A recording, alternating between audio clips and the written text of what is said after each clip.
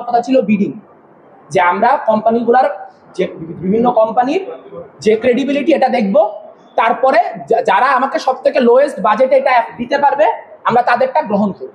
এটাই তো process, bidding process, যে আপনি আপনার যে আপনি কততে করতে পারবেন সেটার একটা টাকার হিসাব বলবেন, সেই বিডিং এ ওপেন বিডিং এর মধ্য দিয়ে এটা হবে।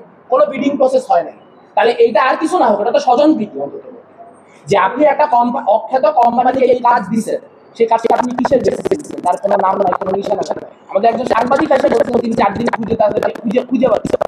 তাহলে এই যে ওএমআর এর ক্ষেত্রে যে কোম্পানিগুলিকে ব্যবহার করা হচ্ছে, তাদেরকে কাজে লাগানো হচ্ছে, তারা যদি অন্যান্য নির্বাচনগুলিতে একই কাজ করে তাহলে কি হবে? আর আওয়ামী লীগ আমলে কারা কাজ করছে সেটা তো আমরা বলতে চাই না। সাবেক একাধিক ছাত্রলীগ নেতা হচ্ছে ডাকসুতে আপনার নির্বাচিত হয়ে বসে আছেন। ছাত্রলীগ নিশ্চয়ই খুব খুশি, আমাদের এখনো আমরা নিষিদ্ধ সংগঠন, তারপরে আমাদের সাবেক নেতারা এখন ডাকসুতে নির্বাচিত, তো সেটা হচ্ছে ডাকসুকে ধন্যবাদ। জি জি ভাই, আমি উত্তরটা দিছি, আমি উত্তরটা এর থেকে ক্লিয়ারলি দিব না। যে আগে যারা ছাত্রলীগ ছিল এখন যারা যেমন ছাত্রলীগ না, ঠিক একইভাবে যারা আগে আওয়ামী লীগ ছিল তারা আওয়ামী লীগ না।